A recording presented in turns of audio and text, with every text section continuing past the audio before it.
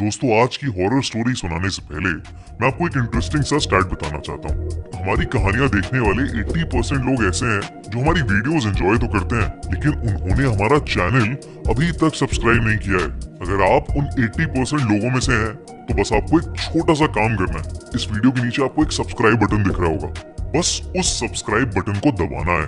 बस इतना सा काम करना है आपको, और लगे हाथों बेल आइकन भी प्रेस कर देना, ताकि हमारी लेटेस्ट वीडियो आते ही आपको सबसे पहले पता चले।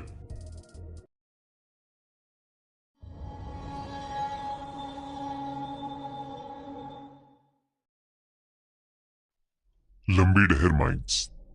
ये कहानी अली नाम के एक टूर गाइड और उसके असिस्टेंट दीपक के साथ 2016 में घटी एक सच्ची कहानी पर बेस्ड है। अली को बचपन से ही घूमने और कहानियां सुनाने का बहुत शौक था, जिसके चलते वो एक टूर गाइड बन गया। अली हमेशा अपने टूरिस्ट के ग्रुप को नई नई छुपी हुई जगहें लेकर जाता था, और टूरिस्ट भी उसकी कंपनी बहुत एंजॉय करते थे। ऐसी ही एक छुपी हुई जगह ढूंढते हुए अली अपने असिस्टेंट दीपक के साथ मसूरी के पहाड़ों में पहुंच गया, और उन पहाड़ों में थी इंडिया की सबसे हॉन्टेड जगहों में से एक, लंबी डहर माइंस। अली ने डिसाइड किया कि वो इस जगह को खुद एक्सप्लोर करेगा, और फिर अपने टूरिस्ट को भी एक हॉन्टेड टूर पर ले जाकर उन्हें कुछ नया और अलग एक्सपीरियंस देगा। दोनों तरफ से पहाड़ों और जंगलों से घिरी हुई लंबी डहर माइंस जितनी सुंदर थी, उससे जुड़े किस्से उतने ही डरावने थे। कई लोगों ने उसे बताया कि माइंस का इलाका सच में भूतिया है। लंबी डहर माइंस को ब्रिटिशर्स ने बनवाया था, और वहां लाइमस्टोन माइनिंग होती थी। ब्रिटिशर्स माइन वर्कर्स को बहुत बुरी तरह ट्रीट करते थे, और वहां काम करने की कंडीशंस बहुत ही अनसेफ थी। 1947 में अंग्रेज तो चले गए, लेकिन इन माइन वर्कर्स का एक्सप्लॉयटेशन, उनका शोषण खत्म नहीं हुआ। धीरे धीरे वहां काम कर रहे वर्कर्स को लंग इन्फेक्शंस होने लगे। वर्कर्स की तबीयत खराब रहती थी, और वो पूरे दिन खांसते रहते थे, लेकिन फिर भी उनसे दिन रात काम करवाया जाता था। इसी वजह से 1990s तक करीब 50,000 वर्कर्स और उनके परिवार वालों की मौत हो गई। इतनी सारी डेथ्स के बाद गवर्नमेंट ने फाइनली इन माइंस को हमेशा हमेशा के लिए बंद कर दिया। लेकिन बंद होने के बावजूद लोगों को उन माइंस के आसपास से दर्द में किसी के चीखने चिल्लाने और खांसने की आवाजें आती हैं। और तो और जब से ये माइंस बंद हुई, तब से यहाँ कार एक्सीडेंट्स भी बहुत ज्यादा बढ़ने लगे। कहते हैं कि तब से जब भी कोई उन माइंस के पास जाता है, या तो वो पागल हो जाता है या अपनी जान खो बैठता है।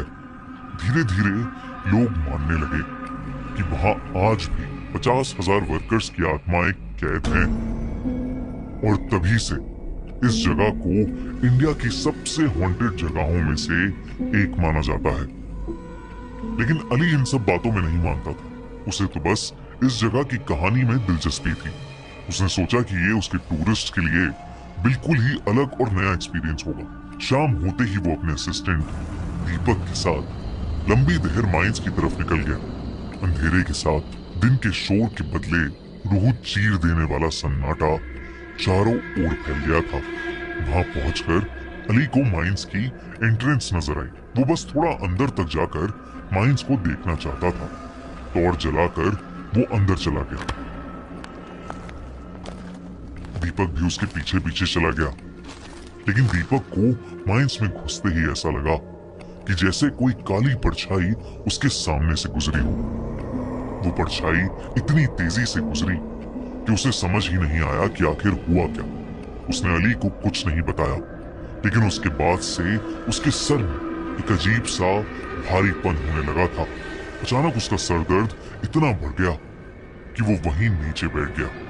OneWin के प्रोमो कोड से क्या फायदे हैं, मैं आज आपको इसके एडवांटेजेस और यूज करने का तरीका बताता हूँ। पहले आपको रजिस्टर करना होगा। ये बहुत आसान और तेज है। बस नाम, फोन और ईमेल डालना है, और KHOONI खूनी इस कोड का इस्तेमाल करना मत भूलिएगा। और यही हमारा मेन पार्ट है। क्यों? क्योंकि इस प्रोमो कोड के साथ आपको अपने पहले डिपॉजिट पर एक शानदार 500% बोनस मिलेगा। आप गूगल पे या पेटीएम के थ्रू डिपॉजिट कर सकते हैं, जो लोगों का फेवरेट और फास्टेस्ट है। बिल्कुल सही, जो भी अमाउंट आप डिपॉजिट करेंगे उसका 5 गुना आपके अकाउंट में ऐड हो जाएगा, जो आपको एक फैंटास्टिक स्टार्ट देगा। इंतजार मत कीजिए, इस एक्सक्लूसिव ऑफर का फायदा उठाइए और शुरू से अपने पोटेंशियल को मैक्सिमाइज कीजिए। आप इसे एविएटर गेम या लकी जेट में यूज कर सकते हैं, जो बहुत एक्साइटिंग गेम्स है। इस लिंक से साइन अप कीजिए और प्रोमो कोड KHOONI का इस्तेमाल कीजिए और अपने अकाउंट को ग्रो होते देखिए। और याद रखिए, अगर जीतना है तो 1 विन यूज कीजिए। लिंक पिन कमेंट में। इससे पहले अली दीपक से कुछ पूछता, उसे माइंस के अंदर से जोरों की एक चीख सुनाई दी। वो फौरन उस चीख के पीछे पीछे माइंस के और अंदर चला गया। जैसे जैसे अली उस चीख के पास जा रहा था, उसे अपने आसपास किसी की प्रेजेंस बहुत स्ट्रांगली फील होने लगी थी। तभी अचानक वो रुका और उसे दिखा कि एक छोटी लड़की एक बहुत बड़े पत्थर के पास बैठी किसी गुड़िया से खेल रही है।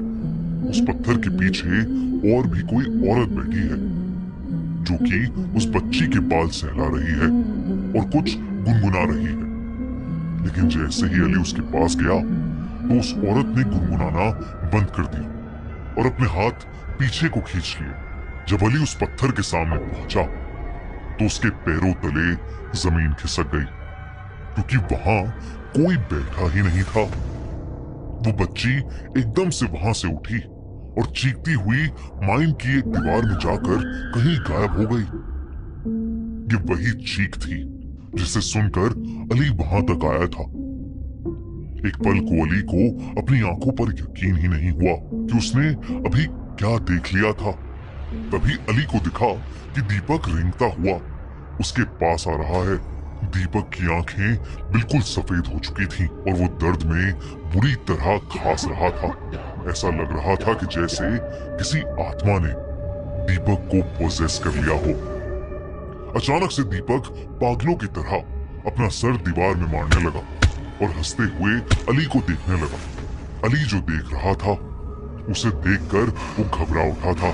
तभी अली को पीछे से एक जोर का धक्का लगा, लेकिन जब वो पीछे मुड़ा तो वहां कोई नहीं था। फिर अचानक ही अली माइंस के और अंदर खींचा चला गया। वो अब माइंस के और अंदर आ चुका था। जिस ढलान से फिसल के वो नीचे गिरा था, अब उस रास्ते ऊपर जाना नामुमकिन था। तो अली हिम्मत करके माइन से बाहर निकलने का रास्ता ढूंढने लगा। एकदम से उसे बहुत सारे लोगों की आवाज आने लगी। उस माइन के अंदर बहुत सारे लोग वर्कर्स की यूनिफॉर्म पहनकर काम कर रहे थे, पर अली के वहां आते ही वो सब अपनी जगह पर ही रुक गए और अली को घूर कर देखने लगे।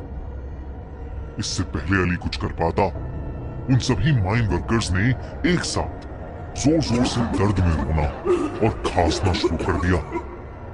वो आवाजें पूरी माइन में गूंजने लगी थीं। अली डर के मारे कपकपाने लगा।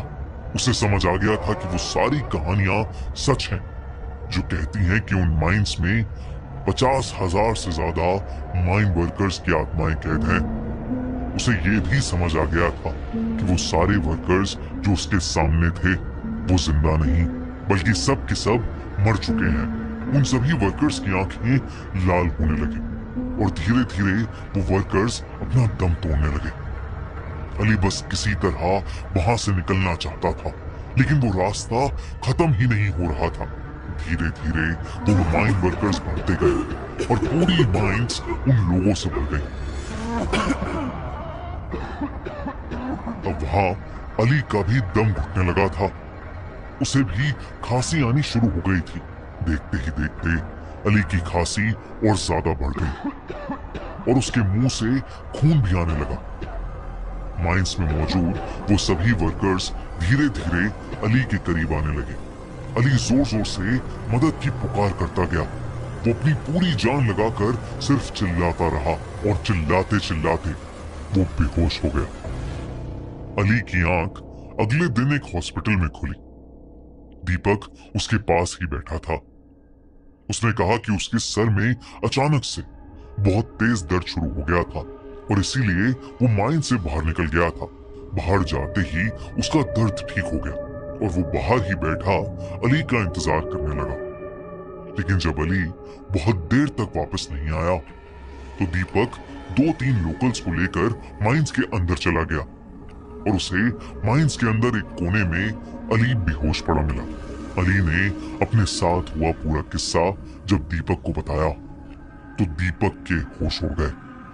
उन दोनों ने उस दिन तय कर लिया कि वो फिर कभी लंबी दहर माइंस नहीं जाएंगे। दोस्तों, अगर आपको हमारी ये कहानी अच्छी लगी तो आपको हमारा horror story teller Akshay Vashishtha के साथ किया हुआ लेटेस्ट पॉडकास्ट बहुत पसंद आएगा। अक्षय ने हमें बहुत ही क्रेजी हॉरर स्टोरी सुनाई है। दिल्ली के सेक्टर द्वारका सेक्टर 9 से काले जादू के दिल दहला देने वाले किस्से। तो एंड स्क्रीन पर जल्दी से क्लिक करो और देखो हमारा हॉरर पॉडकास्ट आंखों देखी। और अगर आपको ये वीडियो अच्छी लगी तो हमारा चैनल खूनी मंडे सब्सक्राइब करना बिल्कुल मत भूलना।